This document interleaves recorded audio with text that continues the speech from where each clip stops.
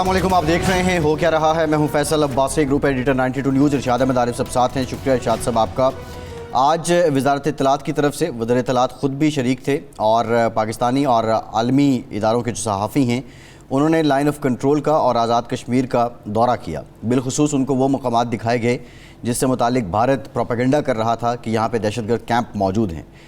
भारत में एक हिजान बपा था, लेकिन उसके बाद आज भी और गुज़श्ता रोज़ भी मुख्तलिफ़ जो सहाफ़ती इदारे हैं, आलमी इदारे बिलखुसूस उनके और पाकिस्तानी इदारों के लोग सहाफ़ी आज गए और वहाँ से उन्होंने रिपोर्ट किया और किसी किस्म का कोई भी दहशतगर्द कैंप या ऐसी जगह नहीं थी जहाँ पे लोगों को किसी किस्म की अस्करियत पसंदी की तरबियत दी जा रही हो। बहरहाल ये बड़ा दुरुस्त फ़ैसला था। ऐसे मौके पे जब भारत ने पूरी तरह एक प्रोपेगेंडा वार शुरू कर रखी है तो ये एक बड़ा क्लियर और वाज़े जवाब दिया गया है आज उन लोगों को जो पाकिस्तान के ख़िलाफ़ प्रोपेगेंडा करते हैं।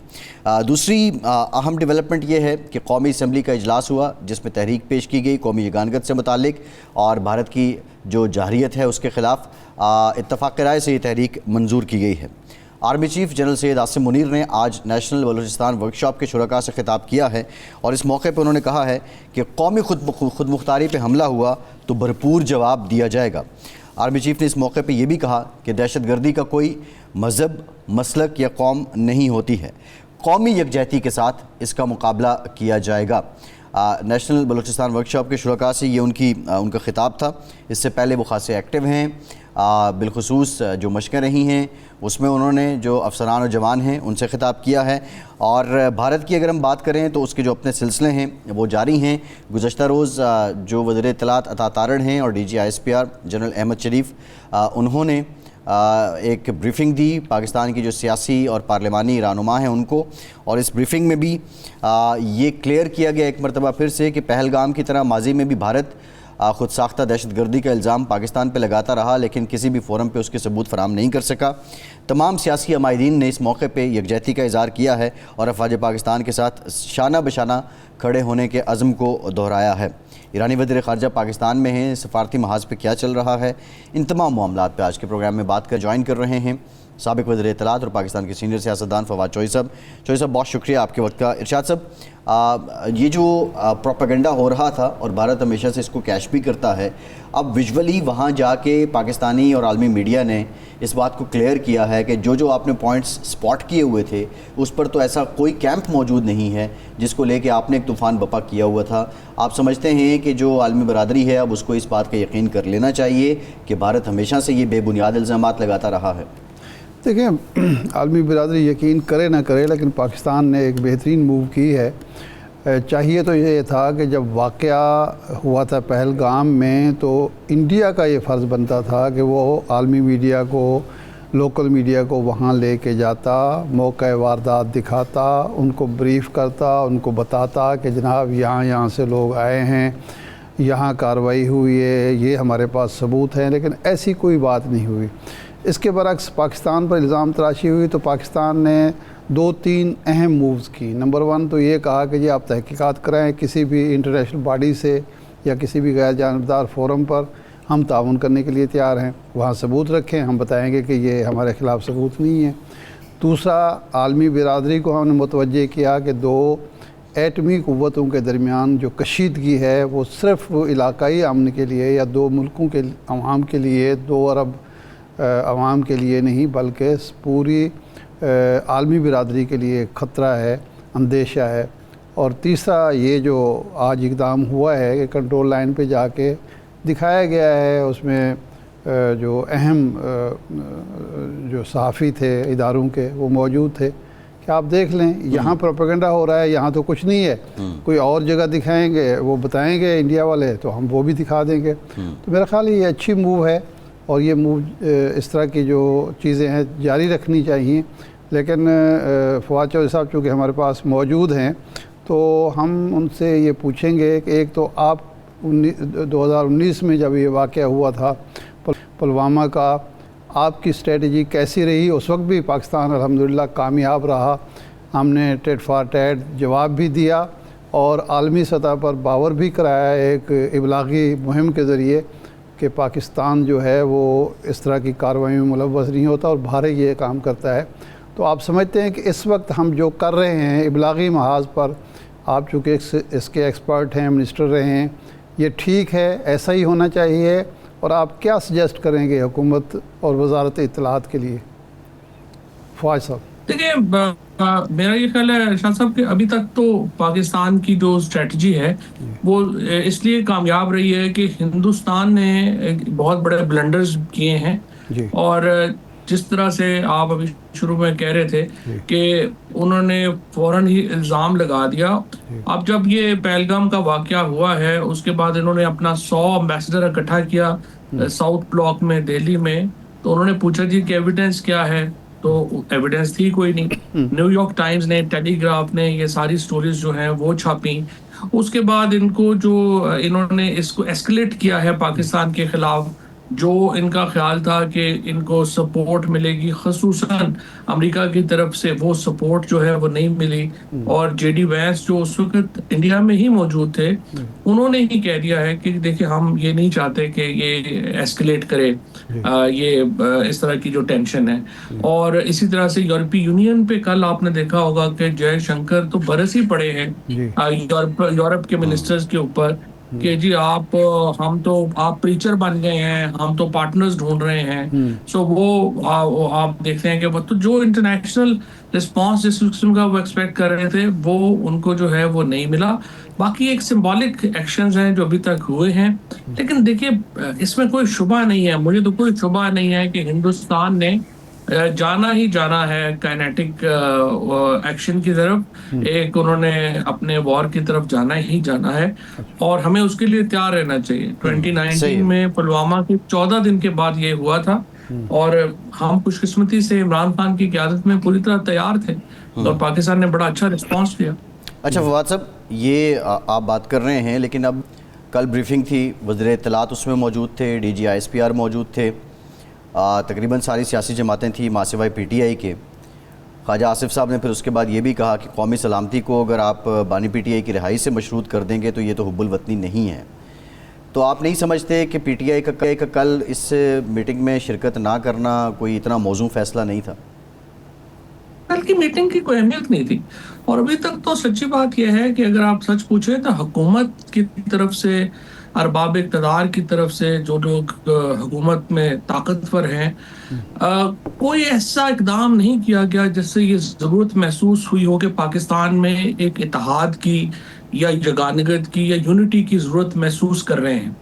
کوئی ایسا قدم نہیں اٹھایا گیا. آج اس وقت جب ہم آپس میں بات کر رہے ہیں، نریندر مودی اور راہل گاندھی کی ملاقات ہو رہی ہے، اور راہل گاندھی کے نریندر مودی سے تعلقات تقریباً اتنے ہی خراب ہیں جتنے کہ ہمارے حکومت کے اور ان کے آپس میں خراب ہے عمران خان صاحب کے. لیکن انہوں نے جو ہے وہ ملاقات بھی کی ہے، پالیسی بھی بنائی ہے، چیزیں بھی بنائی ہیں. ہماری طرف انفارچونیٹلی کوئی ایسی ضرورت محسوس نہیں ہو، کیونکہ دیکھیں نا، اگر آپ بلاتے ہیں پی ٹی آئی کے کسی آدمی کو بلا بھی لیں گے، اس سے کیا فرق پڑ جائے گا؟ جو اگر آپ یونٹی کا میسج دینا چاہتے ہیں، اگر آپ اس کا میسج دینا چاہتے ہیں کہ پاکستان کی قوم جو ہے وہ متحد ہے، وہ میسج تو صرف عمران خان کی طرف سے آ سکتا ہے. یا آپ عمران خان اور شاہ محمود قریشی کو بلائیں گے تو اس میٹنگ میں کوئی جان پڑے گی نا، باقی تو آئے نہ آئے اس سے کیا فرق پڑتا ہے. فواز، بلکہ آپ کی بات کی تائید کرتے ہوئے مولانا فضل الرحمان صاحب نے آج قومی اسمبلی سے واک آؤٹ کیا یہ کہہ کر کہ نہ یہاں وزیر اعظم موجود ہیں، نہ کوئی اہم وزیر موجود ہے، غیر سنجیدہ ہے حکومت. پھر اجلاس بلانے کی کیا ضرورت تھی جب اسی حوالے سے، پہلگام کے حوالے سے قرارداد پیش کرنی ہے، قومی یکجہتی کا ہم نے اور اپنی سنجیدگی کا ثبوت دینا ہے، تو وزراء، وزیر اعظم کوئی موجود نہیں ہے تو میں واک آؤٹ کر رہا ہوں. انہوں نے اور ان کی پارٹی نے واک آؤٹ کیا. تو آپ کے خیال میں جب 2019 میں یہ صورتحال تھی تو آپ کی حکومت نے قومی یکجہتی کا تاثر دینے کے لیے کیا اقدامات کیے تھے؟ اور بلکہ خواجہ آصف اور یہ لوگ تو کہتے ہیں، رانا ثناء اللہ وغیرہ، کہ عمران خان صاحب اس اجلاس میں شریک ہونے کے لیے تیار نہیں تھے اور نہیں ہوئے تھے جس میں ساری قومی قیادت اکٹھی کی گئی تھی. یہ بات تو ٹھیک ہے کہ اس اجلاس میں عمران خان نہیں تھے، لیکن اس میں عمران خان اس لیے موجود نہیں تھے کہ اس وقت پریزیڈنٹ ٹرمپ کی بات ہو رہی تھی نریندر مودی سے اور پھر بعد میں عمران خان سے. اور وہ جو ڈپلومیسی اس وقت ایک انٹرنیشنل ایفرٹ چل رہی تھی، عمران خان اس ایفرٹ کا جو ہے وہ حصہ تھے. لیکن تمام اہم وزراء جو ہیں وہ اس بریفنگ میں موجود تھے. پھر جو نیشنل سیکورٹی کمیٹی کی میٹنگ ہوئی تھی اس میں سب لوگ جو ہیں وہ موجود تھے. اور بہرحال اپوزیشن میں اور حکومت میں اتنا فاصلہ تو نہیں تھا جتنا کہ اب ہے، اور نہ ہی لوگوں میں اور حکومت میں اتنا فاصلہ تھا جو کہ اب موجود ہے. لیکن اس کے باوجود میں سمجھتا ہوں کہ دیکھیں اس بار تو آپ نے تو ساری عمر حکومتوں کو کور کیا ہے، دیکھا ہے. میرا خیال ہے کہ آپ اس بات کو تائید کریں گے کہ حکومت میں ارباب اقتدار میں کوئی یہ خواہش نظر نہیں آ رہی کہ کوئی آپ نے کچھ سیاسی ٹینشن کو کم کرنا ہے، یا کوئی اتنا بڑا باہر کوئی واقعہ ہو گیا ہے کہ ہمیں کوئی اس پہ کوئی اتحاد کرنا چاہیے یا سیاسی ٹمپریچر نیچے لانا چاہیے. ایکچولی تو سیاسی ٹمپریچر بڑھانے کی ہی روز ہم ایفرٹ دیکھتے ہیں. لوگوں کو جس طرح سے عدالتوں کے باہر گرفتار کیا جاتا ہے، جس طرح سے ورکرز کے ساتھ جو ہو رہا ہے، کنوکشنز ہو رہی ہیں، پھر سپریم کورٹ نے جس طریقے سے یہ فیصلے اپنے جو امپورٹنٹ کیسز ہیں وہ رکھ لیے. سو پاکستان کے اندر مجھے نہیں لگتا کہ کوئی سیاست، اندرونی سیاست میں کوئی تلخیاں کم کرنے کی ضرورت کا کوئی احساس بھی پایا جاتا ہے. صحیح.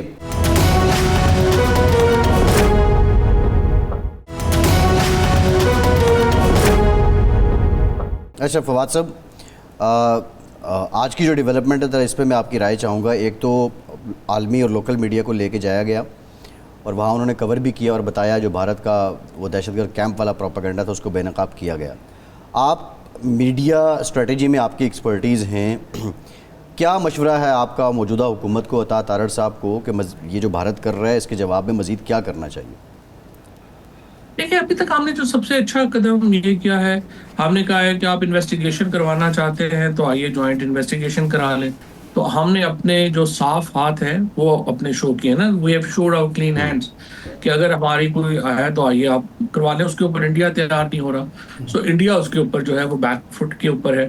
تھوڑا سا یہ ضرور ہے میرے خیال کے اندر کہ جو ہمارے اس وقت ہمارا جو ڈائسپورا ہے وہ تھوڑا اتنا ساتھ نظر نہیں آ رہا جتنا کہ عمومی طور کے اوپر ساتھ ہوتا ہے. ایک تو ہمیں ان کو جو ہے وہ انگیج کرنا چاہیے. دوسرا یہ زیادہ تر جو بریفنگز ہو رہی ہیں، چیزیں ہو رہی ہیں، یہ ڈومیسٹک کنزمپشن کے لیے ہو رہی ہیں. ان کو جو ہے وہ فورن کنزمپشن کے لیے. دوسری جو سب سے امپورٹنٹ چیز جس کی چیز مجھے ابھی تک سمجھ نہیں آئی کہ شہباز شریف صاحب کی گفتگو کیوں نہیں ہو سکی محمد بن سلمان سے اور پریزیڈنٹ شی سے، کیونکہ یہ دو ممالک ہیں جو کہ پاکستان کے بڑے قریبی دوست ہیں. اور ان دونوں اگرچہ ان سے فارن منسٹر لیول کے اوپر تو بات ہوئی ہے، اسحاق ڈار صاحب نے بات کی ہے چین سے بھی. اور اس وقت آپ کو میں بتاؤں کہ 2019 میں بھی سعودی عربیہ نے اپنا رول پلے کرنے کی کوشش کی تھی ٹینشن نیچے لانے کے لیے، لیکن اس وقت سعودی عربیہ کا اتنا انفلوئنس نہیں تھا انڈیا پہ. اب تو چونکہ $100 بلین کی کمٹمنٹ ہے سعودی عربیہ کی کہ ہم انڈیا میں انویسٹمنٹ کریں گے، تو اس کی وجہ سے سعودی عربیہ کا انفلوئنس انڈیا پہ بہت زیادہ ہے. تو ابھی مجھے نہیں پتا کہ ایم بی ایس جو ہے ان سے شہباز شریف صاحب کی بات کیوں نہیں ہو سکی اور پریزیڈنٹ شی سے ان کی بات جو ہے وہ کیوں نہیں ہو سکی. وہ ہونی چاہیے تھی. وہ اس کے اوپر ایک میرا ہے کہ وہ سمجھ نہیں آئی کہ کیوں نہیں ہو سکی. یہ ایران کے وزیر خارجہ عباس صاحب تشریف لائے ہیں پاکستان، وہ انڈیا بھی جا رہے ہیں. ایران اس قابل ہے یا اتنا انفلوئنس ہے دونوں ممالک پر کہ وہ کوئی میڈیشن کر سکے یا درجہ حرارت کو نیچے لا سکے؟ دیکھیں ظاہر ہے ایران ایک اہم ریجنل پلیئر ہے اور اس کی ایک اہمیت ہے، لیکن دیکھیں نا مسئلہ یہ ہے کہ جو پریکٹیکل انفلوئنس آئے گا وہ تو یا پیسوں سے آئے گا یا پھر آپ کی ویپنری سے آئے گا. تو یہ دونوں انفلوئنس جو ہیں وہ ایران کے پاس اس طرح سے نہیں ہے. سعودی عربیہ کا انفلوئنس اس وقت ایران سے بہت زیادہ ہے. اگرچہ اس میں یہ اچھی بات ہوئی ہے کہ سعودی عربیہ اور ایران دونوں نے انڈیا سے بات کی ہے اور کہا ہے کہ آپ ٹینشنز جو ہیں ان کو کم کریں. اور آپ کو معلوم ہے کہ جو ریسنٹ چند مہینوں سے جو ڈیولپمنٹس ہوئی ہیں اس میں سعودی عربیہ اور ایران کے تعلقات بھی کافی بہتر ہوئے ہیں. تو اور وہ دونوں پاکستان ہندوستان کے اوپر ان کی پالیسی جو ہے وہ کافی قریب جو ہے وہ نظر آ رہی ہے. اسی طرح سے امریکہ کی طرف سے جو انکریجمنٹ نہیں ملی انڈیا کو، یہ بھی ایک بڑی مثبت بات ہے. اور دوسرا چائنا نے جو بیان ابھی دیا ہے کہ ہم ٹیریٹوریل انٹیگریٹی جو ہے اس کو ہم برداشت نہیں کریں گے کہ کسی طریقے سے کسی کو ڈسٹرب ہو. یہ بڑا امپورٹنٹ بیان ہے. سو اوور آل انڈیا ششو پنج میں ہے نریندر مودی، لیکن اس وقت پرابلم ان کی یہ ہو گئی ہے کہ وہ اس ریٹرک اپنا اتنا اوپر لے گئے ہیں کہ وہ یہاں سے پیچھے ہٹ نہیں سکتے. اگر وہ یہاں سے پیچھے ہٹے گا. تو اس لیے دیکھیں اس نے کرنا تو کچھ نہ کچھ ہے, کیونکہ ڈومیسٹک فیس سیونگ کا کیا آپشن ہے فواد صاحب؟ مودی کے پاس ان حالات میں کیا فیس سیونگ ہو سکتی ہے؟ یہ تو دیکھیں نا, ابھی سعودی عربیہ اور جو امریکہ ہے وہ یہی کوشش کر رہے ہیں کہ آپ اسکیل جو ہے وہ کنٹرول کریں. لیکن دیکھیں ایک دفعہ کام شروع ہو جائے تو پھر ایک فوگ آف وار ہوتی ہے, وہ کسی کے کنٹرول میں تو نہیں ہوتا کہاں پہ رکنا ہے, کہاں پہ ہونا ہے, کیا نہیں ہونا. سو نو ون ایکچولی کین ریئلی اس کو کر سکتا ہے کنٹرول. بڑا کنٹرول چیزیں نہیں ہوتی ہیں. اچھا, اسی ضمن میں یہ سندھ طاس معاہدہ معطل ہوا. ایک تو یہ فرمائیں کہ پاکستان کو ایک قانونی برتری تو حاصل ہے, لیکن آپ جانتے ہیں کہ طاقتور اپنے آپ کو جو بھی سمجھ رہا ہوتا ہے, خواہ انڈیائی کیوں نہ ہو, تو وہ اپنے آپ کو قوانین سے بالا تر سمجھتا ہے. اگر یہ معاہدہ جو معطل ہوا ہے اس کی روشنی میں ہمارا پانی روکتا ہے, چونکہ 3 ڈیم تو اس نے بنا لیے ہیں ہمارے ہی پانی پر, جہلم اور اس پہ چناب پہ, اگر روکتا ہے تو ہمیں کیا نقصان ہے اور ہم کس طرح اس کو باز رکھ سکتے ہیں؟ دیکھیں سر, یہ بھی ایک نا سمبولک سٹیپ ہے, پریکٹیکلی یہ پاسبل نہیں ہے. دریا جو ہے وہ ٹوٹی تو ہے نہیں کہ آپ نے بند کر دی ہے. یہ سائنس ہے, جیوگرافی ہے. دریا کا پانی ہے جو کہ اوریجنیٹ ہو رہا ہے چائنا سے, اس نے پانی نے نیچے آنا ہی آنا ہے, وہ بہنا ہی بہنا ہے. یہ اگر آپ لیٹ سے یہ ڈیمز بنائیں گے تو اس کے لیے ظاہر ہے کہ بلینز آف ڈالر چاہیے, اس کے لیے سال ہا سال چاہیے, تو فوری طور کے اوپر تو کچھ ہو نہیں سکتا. لیکن اگر ہندوستان یہ روایت شروع کرے گا کہ ہم یہاں سے پانی روک دیں, تو پھر اگر چائنا نے کل پانی روکنا شروع کر دیا کہ جہاں سے اوریجنیٹ ہو رہے ہیں یہ دریا, تو پھر انڈیا کیا کرے گا؟ سو یہ الٹیمیٹلی چیزیں سیٹل ڈاؤن ہو جائیں گی. اصل میں تو دیکھیں نا, ابھی تو فرینکلی پاکستان انڈیا میں یہی ہے کہ ہمارا جو مین کائنیٹک کا اس وقت جو کمپیریزن ہے, ہم کو جیسے ایک دفعہ پرویز مشرف صاحب نے کہا تھا کہ ہم کو بھوٹان تو نہیں ہے. سو انڈیا کو بڑا سوچ سمجھ کے آگے چلنا ہے. اب فار ایگزامپل ہمارے پاس, ان کے پاس اگر برہموس ہے تو ہمارے پاس شاہین ہے, ہمارے پاس النصر ہے, ہمارے پاس جو ہے آج ہم نے ایک نیا میزائل فتح جو ہے اس کا تجربہ کیا ہے. ہمارا میزائل پروگرام بہت ایڈوانس ہے. ہمارا ایئر فورس ہماری نے جو 2019 میں جس طرح ثابت کیا کہ کتنے پروفیشنل لوگ ہیں اور کس طرح سے انہوں نے ہندوستان کے طیارے کو مار گرایا تھا. سو پاکستان جو ہے وہ کوئی ایسا ملک تو نہیں ہے کہ آپ اس کو, جس طرح فاروق عبداللہ نے بھی ان کو کہا ہے کہ آپ کہیں جا رہے ہیں حملہ کریں تو انہوں نے چوڑیاں تو نہیں پہنی ہوئی ہیں. وہ بھی لیکن وہ فاروق عبداللہ صاحب اب ریسنٹ جو اسٹیٹمنٹ ہے اس میں پھر گئے ہیں بائی دا وے اپنے بات سے. وہ کہہ رہے ہیں, ہاں وہ کہہ رہے تھے کہ ہم غلط ہیں. اچھا اینی ہو فواد صاحب, اب میں ذرا چاہوں گا کیونکہ آپ لائم لائٹ میں رہتے ہیں, انڈین میڈیا پہ بھی یہ جنگ کا ماحول نہ بھی ہو, ویسے بھی آپ کے معاملات پیار محبت چلتا رہتا ہے ان کے ساتھ. کمپیریزن اگر ہم کریں جو انڈین میڈیا کر رہا ہے اور جس طرح کا وہ براڈ کاسٹ ہے, جو وہ نیریٹو بلڈ کر رہے ہیں, جو وے آف ٹاکنگ ہے, اور دوسری طرف پاکستان ہے, اور ایون اب جو پبلک انڈین میڈیا کا ایک اکاؤنٹیبلٹی اٹ سیلف کر رہی ہے, کیا مستقبل کیا ہے؟ یا وہ یہ نظام چلتا رہے گا؟ وہ انڈیا کے اندر آبادی اتنی زیادہ ہے کہ وہ اپنا نظام چلاتے رہیں گے میڈیا والے؟ انڈیا کے اندر بھی دیکھیں نا, آپشنز جو ہیں وہ ڈیجیٹل میڈیا کی طرف چلے گئے ہیں. فارمل میڈیا کی تو سچی بات ہے, نہ پاکستانی فارمل میڈیا کی کوئی کریڈیبلٹی رہ گئی ہے, نہ انڈین فارمل میڈیا کی کوئی کریڈیبلٹی ہے. اور لوگ جو ہے وہ ڈیجیٹل میڈیا کو زیادہ دیکھتے ہیں, ادھر سے شفٹ ہوتے ہیں, پھر وہاں سے پتہ بھی چل جاتا ہے کہ کون لوگ جو ہیں وہ کیا کہہ رہے ہیں. سو لوگ اپنا انالیسس جو ہے وہ خود جو ہے وہ کر سکتے ہیں. اچھا فواد صاحب, آپ کی موجودگی کا فائدہ اٹھاتے ہوئے آپ نے حال ہی میں ٹویٹ کی کہ ہم پرانے ساتھی ملے ہیں اور حکمت عملی ہم ترتیب دے رہے ہیں عمران خان کی رہائی کے لیے. کیا یہ اسٹیبلشمنٹ سے مذاکرات کی حکمت عملی ہوگی؟ اپوزیشن جماعتوں کو ملانے کا کوئی آپشن ہوگا یا کوئی احتجاجی تحریک ہوگی؟ کیا طے ہوا ہے اور اس کو آپ کس طرح آگے بڑھا رہے ہیں؟ اس میں موجودہ قیادت جو پی ٹی آئی کی اس کو بھی اعتماد میں لیں گے یا اپنے طور پر یہ کام کریں گے؟ دیکھیں موجودہ قیادت تو ہے ہی نہیں نا. ابھی دیکھیں آپ نے سن لیا ہوگا وہ سلمان اکرم راجہ نے جو کل باتیں کہی ہیں, مطلب انہوں نے تو اختیار ہی ڈال دیے نا. انہوں نے تو کہا کہ ہمارا تو کوئی حال ہی نہیں ہے, ہم تو تحریک بھی نہیں چلا سکتے, نہ کچھ کر سکتے ہیں. کوشش میری یہ ہے کہ جو پچھلے جو ہمارے ایکسپیرینس پولیٹیشین ہیں, دوست ہیں, ان کو اکٹھا کریں, کیونکہ ہمارا کنسرن تو یہ ہے کہ عمران خان باہر ہیں. باقی پالیٹکس آئیں گے, وہ باہر دیکھ لیں گے خود ہی کیا حالات ہیں, کیسے کرنا ہے. لیکن عمران خان کے بغیر پاکستان میں بیلنس ہی نہیں ہے. پالیٹکس بھی بیلنس نہیں ہے، اور ظاہر ہے کہ ہم سب لوگوں کا بڑا قریبی تعلق رہا ہے، ہمارا دل جو ہے وہ پریشان ہے ان کے لیے، تو ہم یہ چاہتے ہیں کہ ایک سیریس ایفرٹ ہو کہ جس میں ہم عمران خان کو جو ہے وہ جیل سے ریلیز کروا سکیں، اور اس کے لیے پہلا مرحلہ یہی ہے کہ ہم کچھ اپنا ایک ریلیونس ہو، اور پھر ہم جو اپوزیشن پارٹیز ہیں، گورنمنٹ ہے، ان سے بات کر سکیں، اور کوئی ہم اس پہ ان کو قائل کر سکیں کہ عمران خان کو ریلیز کرنا جو ہے وہ پاکستان کے لیے ضروری نہیں، لیکن رانا ثناء اللہ صاحب تو کہتے ہیں کہ خان صاحب نہ باہر آنا چاہتے ہیں نہ اندر بیٹھنا چاہتے ہیں، اور جو بھی کوششیں ہوتی ہیں عام تاثر یہ ہے کہ اس کو عمران خان صاحب ہی سیبوٹاج کر دیتے ہیں، تو اس کے بارے میں آپ نے کیا سوچا؟ نہیں، وہ تو بالکل صحیح ہے کہ عمران خان ڈیل تو نہیں کریں گے، لیکن آپ بھی خان صاحب کو جانتے ہیں، ہم بھی جانتے ہیں، اگر وہ 2 سال جیل میں ہیں تو وہ اس پہ تو نہیں باہر آ جائیں گے کہ آپ خاموش ہو جائیں یا آپ ملک سے باہر چلے جائیں یا بنی گالہ میں بیٹھ جائیں، اس طرح کی آفرز کریں گے آپ تو پھر تو یہ کوئی آگے بڑھنے والی چیز نہیں ہے نا۔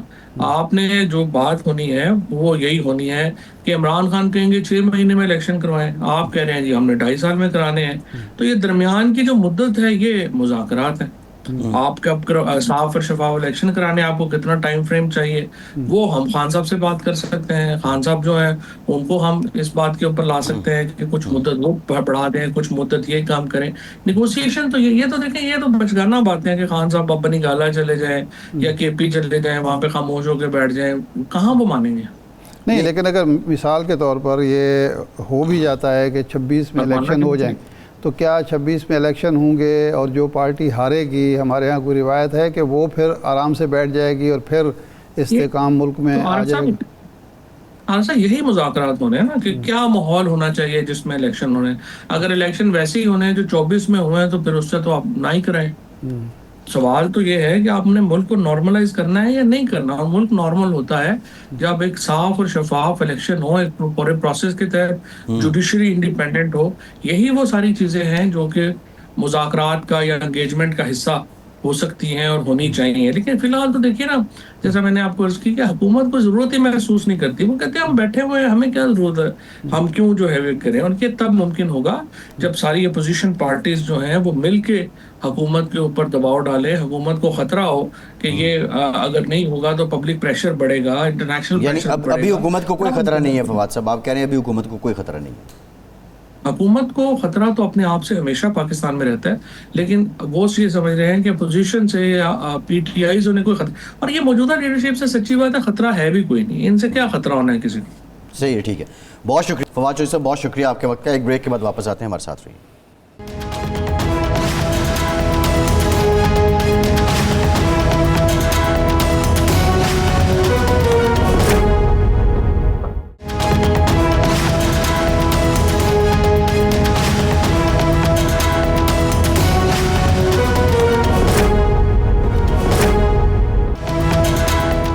بریک کے بعد ایک بار پھر سے آپ کو خوش آمدید کہیں گے۔ ارشاد صاحب، ہم پہلے بھی ڈسکس کر رہے تھے، لیکن یہ سارا جو معاملہ ہوا ہے پہلگام، اس کے بعد جب سے ہم نے دیکھا انڈیا کے اندر بھی اب وہ حالات ویسے نہیں ہیں نریندر مودی کے لیے جس طرح پہلے وہ فالس فلیگ کی آڑ میں اپنا ایک پولیٹیکل نیریٹو بنا لیتے تھے، ووٹ اکٹھے کر لیتے تھے۔ اس کی وجہ کیا ہے کہ کیا وہاں پہ بھی اب ایکسپوز ہو چکے ہیں وہ، یا وہ طوالت جو ہے وہ اقتدار کی ہو چکی ہے؟ اس پہ آپ رسپونڈ کر دیجیے گا۔ ہمیں جنرل ریٹائرڈ غلام مصطفیٰ صاحب نے بھی جوائن کیا ہے، دفاعی تجزیہ کار ہیں۔ جنرل صاحب بہت شکریہ آپ کا، آپ کی طرف آئیں گے۔ ارشاد صاحب آپ کمنٹ کر لیں۔ دیکھیں، 2 چیزیں بہرحال جو ہیں وہ ذہن میں رکھنی چاہیے۔ نمبر 1 تو یہ ہے کہ ایک ٹریک ریکارڈ ہے مودی کا پچھلے 10-12 سال کا، اس کی وجہ سے وہاں ایک رائے عامہ موجود ہے کہ جی ہر واقعے کو یہ اپنے سیاسی مقاصد کے لیے استعمال کرتے ہیں، قومی سلامتی کو بھی سیاسی مقاصد پر قربان کرنے کی کوشش کرتے ہیں۔ ایک تو یہ رائے بن چکی ہے۔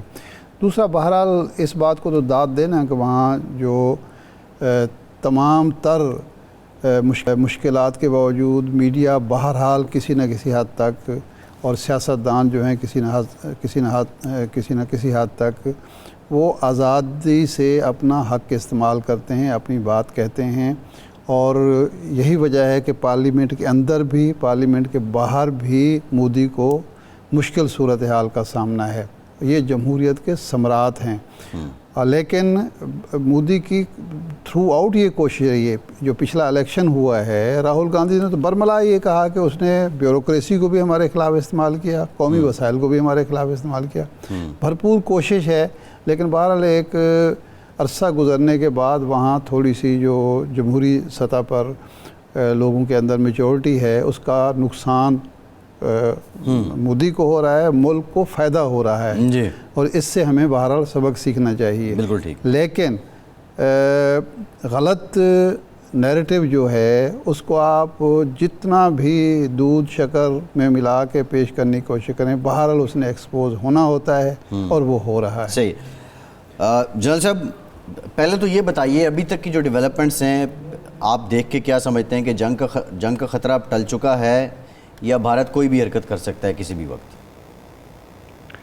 دیکھیے جنگ سے اگر آپ کی مراد یہ ہے کہ کھلے عام ہر طرف سے گولہ باری شروع ہو جائے گی تو اس کے لیے وقت چاہیے ہوتا ہے تیاری کا, وہ بھارت کے پاس نہیں ہے. اور پاکستان کو اللہ تعالیٰ نے بہت ساری جہاں پاکستان کی آسانیاں فرمائی ہیں, یہ ایک آسانی پاکستان کی ہے کہ ہم جنگ کی تیاری کے لیے بھارت سے بہت پہلے ہمارے پاس بہت کم وقت میں ہم تیار ہو جاتے ہیں. ایک تو یہ بہت بڑا ڈفرینس ہے. دوسرا جو کنونشنل ڈومین ہے جس کے بارے میں ہم عام طور پہ بات کم کرتے ہیں, کنونشنلی بھی پاکستان کی فورسز نے اوور دا ایئرس اپنے محدود وسائل میں رہتے ہوئے ایک ڈائنامزم ہے پاکستان کی فوج میں, ایئر فورس میں, نیوی میں, انہوں نے اپنے آپ کو بتدریج آہستہ آہستہ کر کے اسٹیج پہ لے آئے ہیں کہ اب ہماری جو کنونشنل الحمدللہ کیپبلٹی ہے, ٹھیک ہے ہم جارحیت کرنا نہیں چاہتے, نہ ہی ہم نے کرنی ہے, نہ ہی ہماری فورس ایسی کنفیگرڈ ہے, لیکن جو بھارت کی طرف سے کوئی بھی جارحیت جو ہو سکتی ہے اس کے لیے ہم نے ہر طرح سے تیاریاں کی ہوئی ہیں. اور انشاءاللہ اس ڈومین میں بھی پاکستان کے پاس ایسی صلاحیت ہے کہ وہ بھارت کو اس حد تک نہ جانے دے جہاں پہ ہم آخری حد تک چلے جائیں جس کی بات کرتے ہیں, اس سے باہر چلنے کی بات. اچھا, تیسرا جو بہت بڑا جی جی جی جی فرمائیے. جی تیسرا جو بہت بڑا جو ایک ایلیمنٹ ہوا ہے جو دنیا کو یا بھارت کو شاید یہ خیال یہ تھا کہ پاکستان میں چونکہ ایک قسم کی اکانومی کے ہمارے مسائل ہیں, ایک قسم کی سیاسی آپس میں اختلافات ہیں جو شاید ایک حد سے بڑے ہوئے ہیں, اور فوج کے خلاف ایک طبقہ جو ہے وہ بات چیت کر رہا ہے, تو شاید یہ وہ ایسا وائڈ ہے جس کو وہ استعمال کر سکتے ہیں اپنے فائدے کے لیے. لیکن جو چیز بہت اچھی یہ ہوئی ہے کہ جس کا جو بھی نقطہ نظر ہوگا 22 اپریل سے پہلے, اس کے بعد سے آپ دیکھیے کہ پاکستان نے بحیثیت قوم ایک یونائٹڈ, ایک متحد مضبوط طاقت کے طور پر کھڑے ہو گئے ہیں. اور جو کانفیڈنس ڈسپلے ہوا نا کہ ہمارے یہاں کوئی پاگل پن نہیں ہے, کچھ چلا نہیں رہا. اب میڈیا پہ دیکھ لیں, ہم بڑے ریزنبلی بیٹھ کے بات کر رہے ہیں, وہاں پہ میڈیا میں ایک جو آگ لگی ہوئی ہے اس نے ان کو پاگل کیا ہوا ہے. پاکستان کی طرف میں ایسی کوئی ایسی چیز نہیں, دنیا دیکھ رہی ہے کہ ایک یہ بڑی کانفیڈنٹ قوم ہے, مضبوط قوم ہے, متحد قوم ہے. تمام تر کمزوریوں کے باوجود یہ ایسی قوم نہیں ہے جس کو آپ ایسے اسٹیم رول کر جائیں گے. صحیح. اچھا یہ فرمائیں کہ بھارتی آرمی چیف کا خطاب لیک ہوا, خط لیک ہوا, اور بہت ساری چیزیں سامنے آئیں, 2-3 ان کو جرنیل ایئر مارشل کو ہٹانا پڑا. یہ سارا کچھ فوج میں اس وقت چل رہا ہے, بھارتی فوج میں, جب ایک جنگ کی صورتحال اس نے خود پیدا کی ہوئے, وار ہسٹیریا اس نے پیدا کیا ہوا ہے. تو واقعی بھارتی فوج اتنی نان پروفیشنل ہے, اور وہاں حکومت اور فوج کے درمیان اور فوج کے اپنے اندرونی حلقوں میں اس قدر رفٹ چل رہی ہے کہ یہ سارا کچھ تشتز بام ہوا ہے. یہ آپ کو ایک فوجی ماہر کے طور پر اس کو کس طرح دیکھتے ہیں؟ شاہی ماہر تو میں نہیں, ایک فوجی ضرور ہوں. بہرحال بات یہ ہے کہ ہم بھارت کے جو سوسائٹی کے تضادات ہیں وہ اسی طرح فوج میں ریفلیکٹ ہوتے ہیں. کیونکہ بھارت میں اس قسم کی چیزیں پہلے بھی ہوتی رہی ہیں, اب بھی ہو رہی ہیں, اور یہ جیسے جیسے مودی صاحب کا رول بڑھا ہے انہوں نے یہ جو ان کے آپس میں فیچرز تھے ود ان دی سوسائٹی, اور وہی جو فوج میں بھی ہے وہ آپ کے سامنے آ رہے ہیں وہاں پہ. تو یہ ان کے پھر ان کی جو ود ان آپ دیکھیے کہ کتنی ان کی تحریک کے اندر چل رہی ہیں, مضبوط ہیں یا کمزور ہیں وہ قطع نظر اس کے تحریک کے اندر کتنی چل رہی ہیں. پھر بہت سے جو کشمیر میں جب ظلم ہو رہا ہے دیکھ رہے ہیں, باقی جو مظالم دیکھ رہے ہیں, ان کی سوسائٹی میں ایسے لوگ موجود ہیں جو اس چیز کو پسند نہیں کرتے. اس لیے فوج کے اندر سے بھی آپ کو آوازیں اٹھ رہی ہیں. اور اس میں ایک اور چیز میں ایڈ کر دوں, آپ ہمارے اپنی جو ادارے ہیں اس کام کے لیے, ان کو بھی تو آپ داد دیجئے نا کہ انہوں نے کیسی کیسی چیزیں نکال کے پیش کر دی ہیں. ان کا سارا جو منصوبہ تھا وہ ود ان سارا تشدد بام ہو گئے, جس کی وجہ سے ان کے جو آج وہاں پہ جو انٹیلیجنس کے چیف تھے ان کو بھی فائر کرنا پڑا انہیں. اچھا یہ جنرل صاحب جو آپ نے بات کی ہے یہ بڑی امپورٹنٹ آپ نے بات کی. جب جنرل ڈی ایس رانا کی آپ بات کر رہے ہیں, جو پریس بیورو آف انڈیا ہے ان سے یہ سوال ہوا تو انہوں نے جواب یہ دیا کہ ان کو انڈمان اینڈ نائکوبار کا چیف لگا دیا گیا ہے اور وہ زیادہ پریسٹیجیس پوسٹ ہے. یعنی اب ایک چیز تو کلیئر ہو رہی ہے کہ وہ اس بات کی نہ تردید کر رہے ہیں نہ تصدیق کر رہے ہیں کہ وہ اس عہدے پہ ڈی آئی چیف کے طور پہ موجود ہیں یا نہیں ہیں. دوسرا لیکن سوال جو ارشاد صاحب کا بھی تھا کہ ایسے وقت میں جب آپ کا میڈیا, آپ کی حکومت ایک جنگی ماحول بنائے ہوئے ہے اور آپ ایسے تقرر کر رہے ہیں, تو میسج کیا ہے کہ انڈیا کے جرنیل پھر سے جنگ لڑنے میں سیریس نہیں ہیں, وہ رائے فرار اختیار کر رہے ہیں؟ دیکھیے رائے فرار تو میں نہیں کہوں گا, پروفیشنلز ہیں ان کو, we must respect them as professional, لیکن ان کو پتہ ہے کہ ان کی کمزوریاں کیا ہیں. ان کو پتہ ہے کہ ایسے وقت میں جب پاکستان ایک جس طریقے سے مضبوطی سے کھڑا ہے, اگر حملہ کیا تو نقصان کیا ہوگا اس کا. کیونکہ رافیل تیار تو لے لیں انہوں نے, ان کو ایبزارو کر کے ان کو اس لیول پہ لے کے آنا جس سے ہمارے پائلٹ کے ماہر ہیں, یا فوج میں بڑے بڑے ہتھیار لے کے آ جانا, ان ٹیکنالوجی کو ایبزارو کرنے میں عرصہ لگتا ہے. اس میں آپ ایک لے آتے ہیں, ایک عرصہ لگتا ہے جب آپ ٹرین کر کے اس کو ایفیشینٹ لیول پہ لے کے آ جاتے ہیں اس کے اوپر, تو وہ بھی آپ کے سامنے ہے. اور ایک چیز اور بڑی ہے, ان کی فوج میں جو سیاسی درندازی ہے نا بہت زیادہ ہے اس میں. اچھا ہاں وہ بہت زیادہ ہے. وہ مودی صاحب کی پسند ناپسند پہ, یعنی بی جے پی کی پسند ناپسند پہ کام چلتا ہے وہاں پہ. وہ ایک بہت بڑا فیکٹر ہے جو عام طور پہ ہمارے یہاں اسٹڈی نہیں ہوتا, وہ ہے وہاں پہ ایک کمزوری ان کے بیچ میں ہے یہ. اچھا یہ فرمائیں کہ آپ کیا دیکھتے ہیں کہ یہ جو اندرونی چپکلش ہے فوج کے اندر, یا ایک آپ پروفیشنلزم اس کو کہہ رہے ہیں, پروفیشنلزم ہے کہ جی جنگ کی طرف ہمیں نہیں جانا چاہیے, اس کے بعد چھوٹے موٹے سرجیکل سٹرائک کا راستہ بھی بند ہو گیا ہے, امکان باقی نہیں رہا, اور اب بھارت کو یا مودی کو ہوش کے ناخن لینے ہوں گے اور کوئی نہ کوئی عالمی دباؤ کو قبول کرنا ہوگا تاکہ اس کی مزید جو خرابیاں ہیں, کمزوریاں ہیں, اندر کی چپکلش ہے, نمایاں نہ ہو. دیکھیے مودی کا ذہن کو اور جو اس وقت ذہنیت جو بھارت کو رول کر رہی ہے, ہمیں اس کو سمجھنے کی ضرورت ہے. شاید ہماری جو اس وقت قومی سطح پہ سیاسی پالیسی ہے, ہماری جو ابلاغی پالیسی ہے, میڈیا کی پالیسی ہے, آپ سمجھتے ہیں کہ یہ اطمینان بخش ہے اور ہم نے بحیثیت قوم ایک ذمہ دارانہ کردار بھی ادا کیا ہے اور بھارت کی تمام تر جارحانہ عزائم کو ناکام بنانے کے لیے اتحاد کا ثبوت بھی دیا ہے, یا آپ کو مشورہ دیں گے کہ مزید حکومت کو, اپوزیشن کو, میڈیا کو کیا کرنا چاہیے؟ دیکھیے میرا اپنا خیال یہ ہے کہ ہماری میڈیا نے انتہائی ذمہ داری کا ثبوت دیا ہے اور انہوں نے وار ہسٹری کریٹ ہونے سے اپنے آپ کو روک کے رکھا ہے. لیکن میڈیا کو اگر آپ اتنی ہو کہ بھئی وہ بات بھی کر سکیں جو عام طور پہ لوگ ہچکچاتے ہیں بات کرنے سے, تو میرا خیال ہے میڈیا شاید اس وقت اور بہتر پرفارم کر سکے, کیونکہ یہ تو واضح ہو گیا ہے کہ ہمارا میڈیا بحثیت مجموعی ایک انتہائی ذمہ دار میڈیا ہے. یہ تو ایسی بات نہیں قطع کلامی معاف, یہ تو پاکستان کی میڈیا نے ہمیشہ ثابت کیا, 1965 کی جنگ سے لے کر آج تک ہمیشہ ثابت کیا اور اعتراف بھی کیا جاتا رہا ہے, لیکن اس کے بعد پھر پابندیوں کا شکار بھی رہتا ہے. یہ حکومت کو اس بات کا ادراک ہونا چاہیے کہ وہ اپنا خود نقصان کر رہی ہے. جس طرح میڈیا نے اس وقت حکومت کا پاکستان کا ساتھ دیا ہے, حکومت کو پتہ ہونا چاہیے کہ ان کے خلاف تو میڈیا بات کرے گا, لوگ بات کریں گے, حکومت ہے نا, ان میں غلطیاں بھی کرتے ہیں, لیکن پاکستان کے خلاف تو کبھی کسی نے بات نہیں کی. یہ حکومت کو اس کا ادراک ہونا چاہیے. صحیح ہے, بالکل ٹھیک ہے. بہت شکریہ lieutenant general retired Ghulam Mustafa صاحب آپ کے وقت کا. ایک بریک کے بعد واپس آتے ہیں.